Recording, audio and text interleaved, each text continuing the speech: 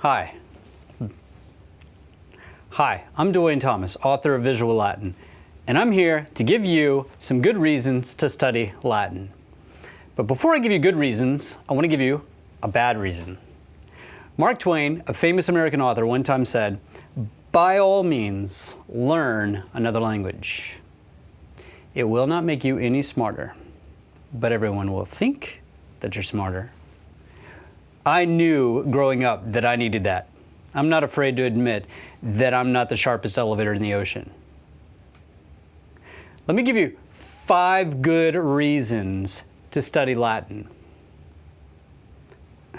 Come on, guys, I'm counting on you. 5 good reasons to study Latin. Number 1, if you're a kid watching this, here's a good reason for you to study Latin. Your parents are probably making you study Latin. But think about it. If you're a kid, you're not doing much right now, right? You watch cartoons, you read some books, you hang around the house. You're not doing much. Your parents know that you're going to need a good education to do well in this life. You'll need a good education, then go to a good college, then get a good job or start your own business so that you can work there for a long time so you can retire so that you can go back to doing nothing. Hey, wait a minute.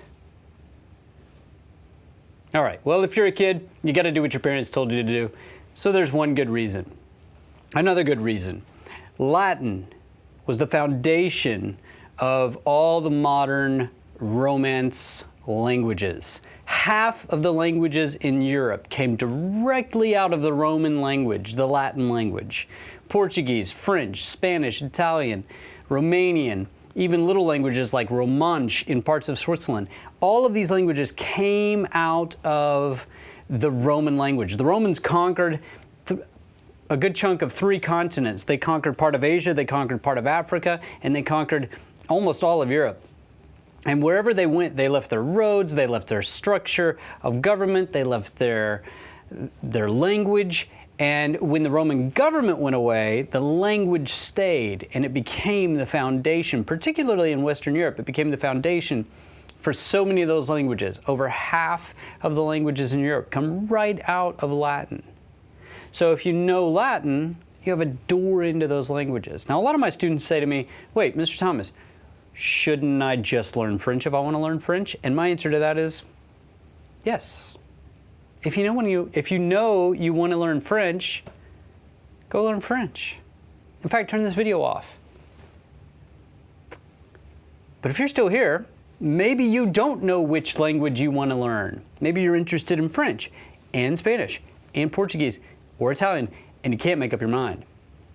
Well, if you've got the time and you're young, study Latin, because then jumping from Latin to any of those languages is an easy feat. You know what? I shouldn't say it's easy. It is easier. Learning a foreign language is never easy, but it can be easier. And if you've already learned Latin, you've cleared the path. So there's 2 good reasons. If you're a kid, you need to honor your parents and do what they tell you to do anyway. If you want to open the door to a lot of modern languages, learn Latin first. Here's another good reason. If you learn Latin, you've opened the door to a lot of the wisdom of the past. For 1,500 years or so, over 1,000 years, much of the knowledge that we have in our world today was discovered and written about and recorded in Latin. It was the language of medicine. It was the language of science. It was the language of philosophy and religion and history. And a lot of that has not been translated in any other languages. A lot of it still remains untranslated in Latin. And unless you can read Latin, that door is closed to you. But if you can read Latin, you can go back and read those books, and most of them are public domain. They're available for free. You can go back and read those books and discover so much of the wisdom of the past. However, I will tell you, if you're just watching this video for entertainment and you're never going to go learn Latin, I'll just tell you what's in most of those books. Most of those authors are generally just frustrated because chocolate hasn't been invented yet. A 4th reason. So we've got, if you're a kid, honor your parents. If you're a If you're anybody else, and even if you are a kid, you're opening the door to foreign languages, you're opening the door to the wisdom of the past. But you know what? Latin can even change the way that you think. Now, let me explain what I mean by that. If I ask you what you do for a living, I'm asking you about your job. But it sounds like I'm talking to you almost about survival. How do you stay alive? In German, the phrase is "Was sind Sie von Beruf?" Beruf means office. So I'm asking you, what is your office? And it almost sounds like I'm asking you, what is your duty? So in English we have survival, in German we have your duty. In Greek, I would say to you, if I was asking you about your job, "Τι δουλειά κάνετε?" "Τι δουλειά κάνετε?" And I don't know if my Greek was perfect there. I'm still learning Greek. "Τι δουλειά κάνετε?" Interestingly enough, that middle word, doulia, comes from an old Greek word, doulos, which means slave. Ha! So I'm asking you, hey, what's your slavery? I hate my job. Do you hate your job? What is your job? What's your slavery? Sounds kind of sad, right? So you see how different cultures may, I'm not saying they absolutely do, but they may think about their jobs. I do it to survive. I do it because it's my job. I do it even though I hate it because I'm sort of a slave. I got to get up and go to work because that's what I do. My favorite one, though, is Spanish. There's a way to ask somebody what they do in Spanish. You can say, "¿A qué te dedicas?" Now look at that last word, dedicas. It literally means you are dedicated. ¿A qué te dedicas means what are you dedicated to? That's my favorite one. That's the way I think of my job. I don't do my job because I need the money, which actually I do, but that's not the reason I do my job. I don't do it just because it's my job. I don't do it because I feel like a slave. I do what I do, teach Latin, because I love foreign languages. I love reading books in other languages.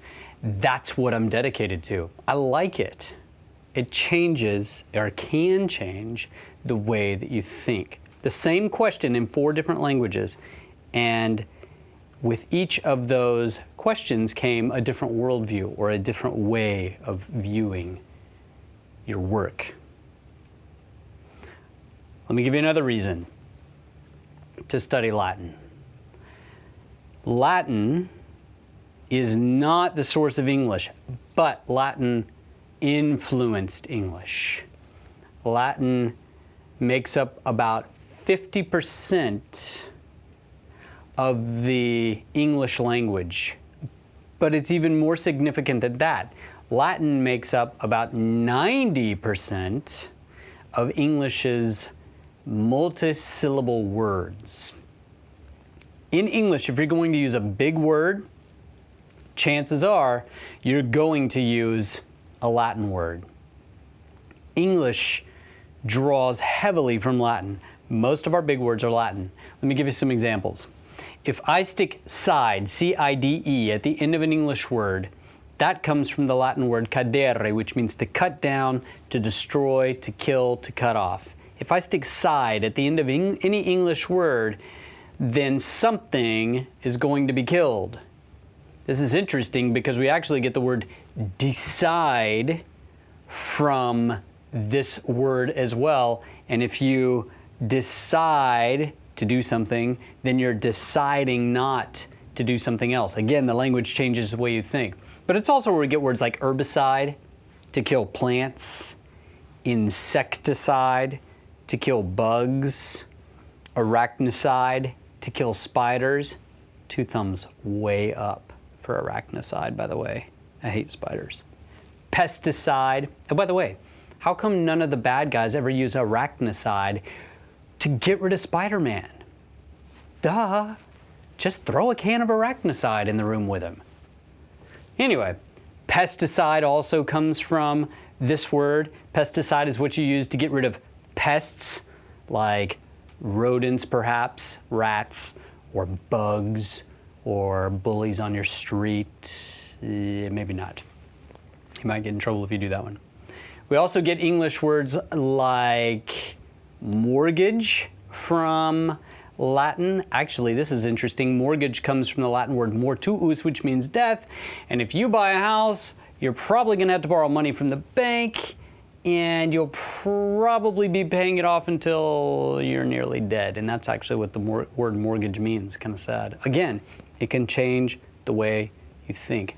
But our big words in English are mostly right out of Latin. And for better or for worse, English is the most powerful language in the world today. I'm not saying it's the most important language in the world, but if a pilot from Turkey is landing in Italy, that pilot from Turkey does not speak to the Italian air traffic controller in Italian or in Turkish. He speaks to the air traffic controller in English, and the traffic controller responds to him in English. It is the international language in our world today. And if you master Latin, you have a huge door into the English language that other people don't who have not studied Latin. You've got more access to a tool that the whole world is trying to get access to. Almost everybody's trying to learn English, and you will be that much further ahead. Guys, there's lots of good reasons to study Latin. It increases your vocabulary. You understand and learn grammar as you learn Latin. You learn English grammar as well, and the grammar of other languages, so that Spanish and French and Italian and Portuguese, languages like that, Romance languages, are wide open to you. It can change the way you think. You'll probably never think of mortgage the same way. There are so many good reasons to learn Latin.